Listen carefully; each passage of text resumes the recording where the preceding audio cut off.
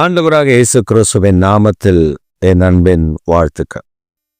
இந்த காலை தியானத்திற்காக நாம் தெரிந்து கொள்கிற வேத வசனம் யோவான் எழுதின சுவிசேஷம் 15ஆம் அதிகாரம் 2ஆம் திருவசனம். என்னில் கனி கொடாதிருக்கிற கொடி எதுவோ அதை அவர் அறுத்து போடுகிறார். கனி கொடுக்கிற கொடி எதுவோ அது அதிக கனிகளை கொடுக்கும்படி அதை சுத்தம் பண்ணுகிறார். இயேசு இந்த வார்த்தையை சொல்லும் பொழுது முதலாம் வசனம் இப்படி சொல்லுகிறது, நானே மெய்யான திராட்சை செடி, என் பிதா திராட்சை தோட்டக்காரர். அதற்கு பின்புதான் சொல்லுகிறார், கனி கொடாத கொடி எதுவோ அதை அறுத்து போடுகிறார். கனி கொடுக்கிற கொடி எதுவோ அது அதிக கனிகளை கொடுக்கும்படி அதை சுத்தம் பண்ணுகிறார். இது 100% உண்மை. அதாவது ஜப்பான் தேசம் மற்றபடி பல தேசங்களில் இந்த திராட்சை தோட்டம், இஸ்ரேல் தேசத்தில் இதெல்லாம் நீங்கள் பார்த்தீங்கன்னா திராட்சை தோட்டத்தில் ஒரு சீசன் இருக்கு, அந்த சீசனில் கனி கொடுக்கும். அப்போ அவங்க அந்த கனி கொடுத்து முடிஞ்சதுக்கப்புறம் அவங்க என்ன பண்ணுவாங்கன்னா கவாத் அப்படின்னு சொல்லுவாங்க. நம்ம ஊரில் செடி வெட்டு அல்லது செடி கடிப்பு அப்படின்வாங்க. ஆனால் அது அதுக்கு பேர் கவாத் அப்படின்வாங்க. என்ன பண்ணுவாங்கன்னா அழகாக போய் அந்த செடியை நல்லா ட்ரிம் பண்ணி விடுவாங்க. முதல்ல ஃபஸ்ட்டு அந்த திராட்சை கொடியெல்லாம் பழமெல்லாம் பறித்து எடுத்துகிட்டு பின்பறிப்புலாம் எடுத்துகிட்டு அந்த கிளைகளை நறுக்கி விடுவார்கள். எல்லா கிளைகளும் நறுக்கப்பட்டு அப்படி அதுக்கு தண்ணீர் பாய்ச்சி உரமெல்லாம் வைப்பாங்க. வச்சதுக்கப்புறம் அது என்ன பண்ணுன்னா புதிய துளிர்களை விடும். அந்த துளிர்கள் அப்படி வரும்போது அந்த விவசாயத்தில், அதாவது அதை பராமரிக்கக்கூடிய பெரிய மனிதர்கள், நல்ல மனிதர்கள், இது நான் சொல்றதெல்லாம் நீங்க யூடியூப்ல பார்க்கலாம். இந்த திராட்சை தோட்டத்தை பராமரிக்கிற அந்த வயதான மனிதர்கள் கிளைகளை கவனிப்பார்கள். கவனிச்சா கிளையில பூ பூக்கும். அப்படியே அந்த கொடிகளை எடுத்து விடுவாங்க. விட்டுட்டு பார்த்தீங்கன்னா கிளைகளில் பூ பூக்கும். அவங்க பூ பூக்கும் போதே தெரிஞ்சிடும் இந்த பூ நல்ல கனி வரும், இது வராது அப்படின்னு. அவங்க என்ன பண்ணுவாங்க, சிலதை கட் பண்ணி விட்டுருவாங்க, சிலதை அந்த இலைகளை கொஞ்சம் கடிச்சு விட்டுட்டு அந்த கொடியை படர விடுவார்கள். நல்ல காற்றோட்டமாய் அது படருவதற்கு விடுவார்கள். படர்ந்த பின்பு அது கனி கொடுக்க ஆரம்பிச்சிருச்சுன்னா, அதாவது பிஞ்சு வைக்க ஆரம்பிச்சிருச்சுன்னா கை வைக்க மாட்டாங்க. அப்படியே அந்த பிஞ்சு காயாகவும் காய் பழமாகும். பழம் பார்த்தீங்கன்னா தரமாக இருக்கும். நான் ஒரு சமயம் ஒரு கிராமத்துக்கு போயிருந்தேன். இந்த ஜனவரி பிப்ரவரி மாதம் அந்த டைமில் தான். அப்போ அந்த கிராமத்தில் தர்பூசணி போட்டிருந்தாங்க. தர்பூசணி போட்டப்போ தர்பூசணி கொடிகள் நல்லா வளர்ந்துருச்சு. பூ நிறைய விட்டுருந்துச்சு. தர்பூசணி கொடியில் நிறைய பூ இருந்துச்சு. ஒவ்வொரு கொடியிலும் நிறைய பூ இருந்துச்சு. அப்போ அந்த விவசாயி அவர் உள்ளே இறங்கிட்டார். ஒவ்வொரு கொடியாக பார்க்குறாரு. ஒரு 10 பூ ஒரு கொடியில் இருந்ததுன்னா கிட்டத்தட்ட 7 பூ 8 பூவை கட் பண்ணிடுறார். 8 2 பூ விடுறாரு. அவ்வளோதான், 2 பூ தான் ஒரு கொடிக்கு, 2 பூ அப்படிதான் விட்டுட்டு அடுத்த கொடிக்கு போகிறேன். நான் கேட்டேன், ஏயா உனக்கு ஏதாவது இருக்கா, அது இவ்வளோ கொடி வர்றதுக்கு இவ்வளோ பூ பூக்குது, அப்போ அவ்வளோ காய் கிடைக்கும்ல, இப்படி கட் பண்ணி போடுறீங்களே அது நல்லா இருக்கா அப்படின்னு கேட்டதுக்கு அவர் சிரித்து கொண்டே சொன்னார். நம்மளாம் தான் கோவப்படுவோம்ல, என்ன போய் நீ எப்படி கேட்ட அப்படின்னும்.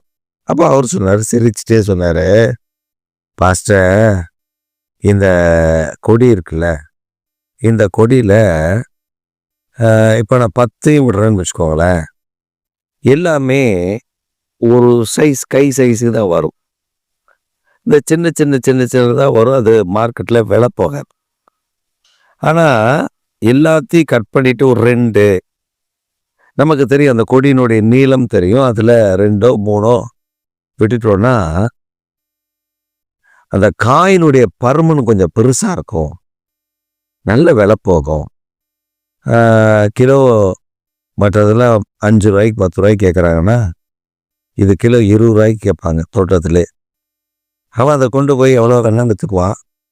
அதனால் நம்ம அந்த நல்ல தரமான காய்கள். அப்போ நீங்கள் கடைகளில் பார்த்தீங்கன்னா சில நேரத்தில் சொரக்காய் மாதிரி வச்சுருப்பான், தர்பூசணி தான் சொரக்காய் மாதிரி இருக்கும். அதெல்லாம் என்னென்னு இந்த மாதிரி மெயின்டைன் பண்ணாமல் இந்த விவரம் தெரியாமல் உள்ள விவசாயியாக இருப்பான். இத்தனை பூ பூத்துருக்கு, அத்தனை காய் காய்க்குன்னு பேராசையில் விட்டுறது, அது அந்த மாதிரி ஆயிடும். அதனால இயேசு சொல்கிறாரு, இயேசு ரொம்ப அழகான மெத்தட், அந்த கிராஃப்டிங் மெத்தடை சொல்லி தர்றாரு. என்ன சொல்கிறாரு, கனி கொடுக்கலன்னா அந்த கொடியை வச்சிருக்காது. ஏன்னா அது அடுத்த கனி கொடுக்கறதையும் இது போய் படர்ந்து அந்த கனி கொடுக்கக்கூடாதபடி அது தடை பண்ணிடும். கனி கொடுக்கிற கொடியை அந்த கிளீன் பண்ணி விடணும், சுத்தம் பண்ணி விடணும், அதுதான் சுத்தம். இப்போ அதில் 10 குலைப்பூ தள்ளுது அப்படின்னா அதில் நிறைய குலைகளை வெட்டி விட்டுருவாங்க. 1 2 3 அப்படிதான் இருக்கும். அதில் நீங்கள் அந்த பழங்களை பார்த்தா சைஸ்லையும் பெருசாக இருக்கும், காயும் கொத்தில் பெருசாக இருக்கும், கொத்து பெரிய கொத்தாக இருக்கும். அப்போ நம்முடைய வாழ்க்கை அப்படிதான். நம்ம என்ன நினைக்கிறோம், தேவன் சொன்னதையும் சில நேரத்தில் செய்வோம், சொல்லாததையும் செய்வோம். ஆண்டவர் மேல உள்ள அன்பில் நான் செய்கிறேன் அப்படின்னு ஒரு கதையை வேற சொல்லுவோம். ஆனால் ஒரு கம்பெனியில் நீங்கள் மேனேஜராக இருக்கீங்க, அல்லது பியூனாக இருக்கிறீங்க, அல்லது ஒரு கிளர்க்காக இருக்கிறீங்க. உங்கள் வேலை என்ன? நீ பியூனாக இருந்தால் ஃபைலை கொண்டு போய் வைக்கிறது, இந்த ஃபைலை எங்கே கொடுக்கணும்னு சொல்கிறாங்களோ அங்கே கொடுக்கணும், இது யார் யாருக்கெல்லாம் கொண்டு போய் கொடுக்கணும், க்ளீன் பண்ணணும், அந்த வேலை தான் அந்த பியூனுடைய வேலை.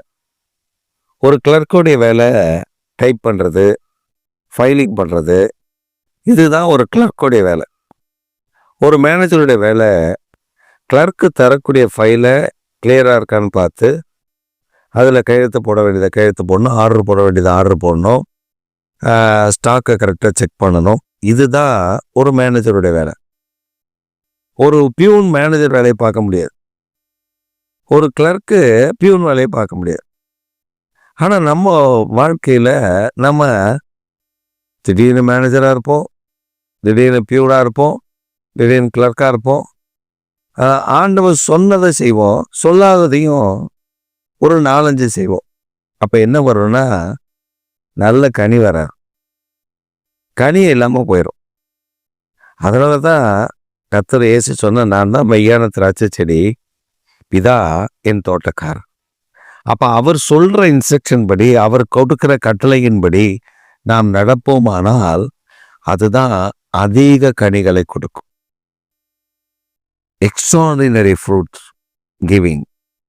அப்போ நாம் அதிக கனிகளை கொடுக்கக்கூடியவர்களாய் காணப்பட வேண்டுமே அல்லாமல் கர்த்தர் சொல்லாததை நம்ம செய்து ஆண்டவர் சொல்லலை நான் செய்கிறேன் அப்படின்னு சொல்லக்கூடாது. ஒரு சமயம் நான் இதை எப்பயோ ஒரு தடவை நான் சொல்லியிருக்கேன்னு நினைக்கிறேன். ஒரு சமயம் அமெரிக்க ஐக்கிய நாட்டில் ஒரு தெய்வ மனிதன், அந்த மனிதன் இந்தியா தேசத்திற்கு கர்த்தர் போகும்படி அவரை கட்டளை இடுகிறார். எனவே அவர் இந்தியா தேசத்திற்கு வருவதற்கு முன்பு இந்தியா தேசத்தை குறித்து ஆண்டவர் அவருக்கு எங்கே போகணும், என்னென்ன கூட்டங்களை நடத்தணும் என்பதை அவருக்கு சொல்லி கொடுக்குறார். அப்போ அவரை முதல்ல இந்திய தேசத்தில் அஸ்ஸாம் மாநிலத்துக்கு போக சொல்கிறார். அஸ்ஸாம் மாநிலத்துக்கு போ அப்படின்னு சொல்லிட்டு அவரை ஒரு 2-3 நாள் ஆவிக்குள்ளாக்கி சில தரிசனங்கள் அவருக்கு கட்டளையிட்டு அஸ்ஸாமுக்கு போக சொல்கிறார். அவர் தரிசனம் பெற்ற உடனே அவர் எல்லாத்தையும் தரிசனம் பெற்று அவர் எல்லா டீட்டெயிலாம் கர்த்தர் சொன்னது, இவர் பார்த்தது, இவர் பார்த்த தரிசனத்தில் இவர் போனது, ஆவிக்குள்ளாகி போனது எல்லாத்தையும் அவர் அழகாக எழுதி அஸ்ஸாமுக்கு வருகிறார். அஸ்ஸாமுக்கு வரும்பொழுது அங்கே அஸ்ஸாமில் ஒரு ஊழியக்காரரை பற்றி ஆண்டவர் இவரோடு கூட இடைப்பட்டிருக்கிறார். அவர் அந்த டீட்டெயிலாக எடுத்துட்டு அசாமில் வந்து இறங்கி ஒரு ஊழியக்காரருடைய கூட்டம், அங்கே நடக்கிற சில கூட்டங்கள்லாம் ஒழுங்கு செய்திருக்கிறார்கள். அந்த கூட்டங்கள்லாம் அவர் பிரசங்கிக்கணும். முதல் நாள் போனவர் அந்த கூட்ட ஒருங்கிணைப்பாளர் அந்த போதகத்தில் கேட்குறார், பாஸ்டர், இவர் இந்த பெயர் கொண்டவர் இங்க ஊழியம் செய்தார்ல. எல்லாம் மிரண்டுட்டான், பயங்கரமா மிரண்டுட்டான். என்ன பாஸ்டர், நீங்க how do you know that man? அவர் இப்ப இல்லை, அவர் இப்போ உயிரோடு இல்லை, அவர் இறந்துட்டாரு. ஆமாமா, அவர் இறந்துட்டாரு. உங்களுக்கு எப்படி அதெல்லாம் தெரியும்? அவர் பேர் எப்படி உங்களுக்கு தெரியும்? அவர் இத்தனை சபைகளை கட்டிருக்காரு, அவருடைய மனைவி பேர் இது. அப்ப அவங்களுக்கு இன்னும் ஆச்சரியம். அப்ப இந்த ஊழியக்காரர் கேட்கிறாரு, நான் அவருடைய மனைவியை சந்திக்க வேண்டும். அப்ப அந்த மனைவி கிட்ட சந்திக்கணும்னு சொன்னப்ப அவர் சொல்றாரு, தாராளமா அவங்க ஃபோன் நம்பர் இருக்கு, நான் கொடுக்குறேன், நீங்க பேசுங்க. அதுக்கப்புறம் அவங்க கொஞ்சம் தூரமா இருக்காங்க, அவனை வர சொல்லும், வருவாங்க. அப்ப இவர் ஃபோன் பண்ணி அந்த ஊழியக்காரருடைய மனைவியின் இடத்துல பேசுகிறார். பேசும்போது அவர் சொல்றாரு, இந்த மாதிரி நான் அமெரிக்கா தேசத்திலிருந்து வந்திருக்கேன். கர்த்தர் உங்கள் வீட்டுக்காரரை குறித்து எனக்கு சில காரியங்களை காண்பித்தார். உங்கள் வீட்டுக்காரரோட நான் பேசினேன். அவர் இந்த செய்தியை உங்களுக்கு சொல்ல சொன்னார் அப்படின்னு சொன்னோடனே அவங்களுக்கு முதல்ல சந்தோஷம். என் வீட்டுக்காரர் பார்த்தீங்களா, பேசுனீங்களா அப்படின்னோடனே இவர் அதுக்கப்புறம் தான் குண்டே போடுறார். இவர் சொன்னார், உங்கள் வீட்டுக்காரர் நரகத்தில் இருக்கிறார் அப்படின்னு அந்த அம்மாவுக்கு வந்துச்சு பாருங்க கோவம். சபிக்கப்பட்ட அப்போ சாத்தானே, பொல்லாத ஆவியே, எப்படா நீ என் வீட்டுக்காரை பற்றி பேசுவ? என் வீட்டுக்காரர் எவ்வளோ பெரிய ஊழியக்காரர் தெரியுமா? என் வீட்டுக்காரர் அப்படிறா இப்படிறா அப்படின்னு அந்த ஊழியக்காரரை கண்டா மாணிக்காது திட்டாங்க. பொறுமையாக கேட்டார். இவர் பொறுமையாக எல்லாத்தையும் கேட்டுக்கிட்டு, சரி சகோதரி, நான் ஒரு காரியம் உங்களுக்கு கேட்குறேன், அது உண்மையான்னு பாருங்க. அதுதான் உங்க வீட்டுக்காரன்னா, அவரு சொன்னாரு, என் மனைவி கிட்ட இப்படி சொன்னா அவன் நம்ப மாட்டா, அவ கோவப்படுவா, என் மேல உயிரை வச்சிருந்தா. இப்ப நீங்க என் மனைவிக்கு எனக்கும் தெரிந்த ஒரு காரியத்தை நீங்க சொல்லுங்க அப்படின்னு ஒரு காரியத்தை அவங்க 2 பேருக்கும் இடையில இருக்கக்கூடிய ஒரு ரகசியமான காரியத்தை சொல்ல சொன்னார். இதை சொல்லுங்க, அவ வாயடைச்சு போயிடுவா, பின்பு நீங்க சொல்லுவதை அவள் கேட்பாள். அப்ப இவரும் அந்த காரியத்தை இவர் சொல்லியிருக்காரு. சரி சகோதரி, நான் ஒரு காரியம் உங்ககிட்ட கேட்குறேன். நான் பார்த்தது உங்க வீட்டுக்கார் தானா அப்படின்றத நான் கன்ஃபார்ம் பண்ண விரும்புகிறேன் அப்படின்னு சொல்லிட்டு அந்த கணவன் மனைவிக்கு இடையே ஒரு ரகசியம் இருக்கிறது. அந்த ரகசியத்தை இவர் சொன்னார். அந்த அம்மா வெளவெளுத்து போச்சு. அந்த பக்கத்தில் அந்த அம்மா ஓன்னு அழுவுது. இது எப்படி உங்களுக்கு தெரியும்னு. அப்போ அவர் சொன்னார், உன் வீட்டுக்கார் சொன்னார். என் மனைவி இப்படி சொன்னா நம்ப மாட்டா, உன் வீட்டுக்கார் சொன்னாருமா, இப்படி சொல்லுங்க, அப்பதான் அவன் நம்புவா. என் பிள்ளைகளோ என் மனைவியோ நரகத்துக்கு வரக்கூடாது, அவங்க பரலோகத்துக்கு போகணும், அதை நீங்க அவங்களுக்கு சொல்லணும், அதுக்காக தான் நான் சொல்றேன் அப்படின்னு அவர் சொல்லி அனுப்பியிருக்கார்.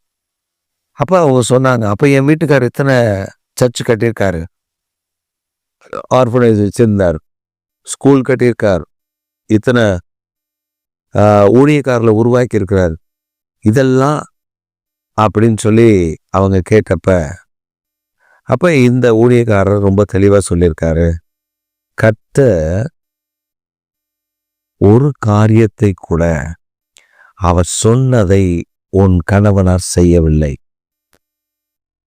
அவர் சொல்லாததை நிறைய செய்திருக்கார். அவர் என்ன நினைச்சிட்டாரு, சபைகள் அங்க தரப்போம் இங்க தரப்போம் இங்க தரப்போம், கர்த்தருக்கு பிரியம் தானே அப்படின்னு பல இடங்கள்ல சபையை ஆரம்பிச்சிட்டார். பல இடங்கள்ல ஊழியக்கார அப்பாயின்ட் பண்ணார். அது கர்த்தருடைய ஊழியம் தானே, கேட்கணும்ல, கேட்கல அவர். அதற்கு பின்பு அந்த அம்மா அதற்கு பின்புதான் மனம் திரும்பிச்சு. ஐயோ, அப்போ இதெல்லாம் செய்யக்கூடாதா? ஆமாம், கர்த்தரிடத்துல கேட்டு தான் செய்யணும்னு சொன்ன உடனே அந்த அந்த அம்மாவுடைய சில ஊழியங்கள், சில ஸ்கூல்ஸ், சில பெரிய பெரிய ஆர்ஃபனேஜஸ், இதெல்லாம் யார் அழைக்கப்பட்டிருந்தாங்களோ அவங்க கையில் இவங்க ஜெபம் பண்ணி, ஆண்டவர் இன்னார்கிட்ட இதை கொடுத்துரு அப்படின்னு சொல்லி அந்த மாதிரி கொடுத்து, அப்புறம் இவங்களுக்கு ஆண்டவர் சொன்னதை இவங்களும் இவங்கள் பிள்ளைகளும் செய்ய ஆரம்பித்து ஒரு பெரிய மாற்றம் உண்டானதை அந்த ஊழியக்காரர் தன்னுடைய சாட்சியில சொன்னார். இதை நம்ம வட மாநிலத்தில் பீகார்ல ஊழியம் செய்கிற ஒரு தேவனுடைய மனிதனும் இதை குறித்து சாட்சிட்டார். அப்ப நமக்கு ஒன்று அறிந்து கொள்ள வேண்டும், திராட்சை தோட்டக்காரர் விரும்புகிறபடி நாம் செய்ய வேண்டும். திராட்சை தோட்டக்காரர் சொல்றதை தான் நம்ம செய்யணும், சொல்லாததை நாம் செய்துவிடக்கூடாது. திராட்சை தோட்டக்காரர் என்ன சொல்லுகிறாரோ அதை செய்வதுதான் நம்முடைய வேலை. மாறாக திராட்சை தோட்டக்காரர் அந்த ஓனர் சொல்றத செய்யாம நாமளா ஏதாவது செய்தோம்னா சிக்கல்ல சிக்கிக்கும். அதனால் இந்த காலை வேளையில் தேவனிடத்தில் விசாரித்து தேவன் உங்களுக்கு சொல்லுகிறதை நீங்கள் கேட்டு காரியத்தை நடப்பியுங்கள். கர்த்தர் உங்களை அதிக கனிகளை கொடுக்கிற கொடியாய் மாற்றி விடுவார். ஆமென், ஆமென்.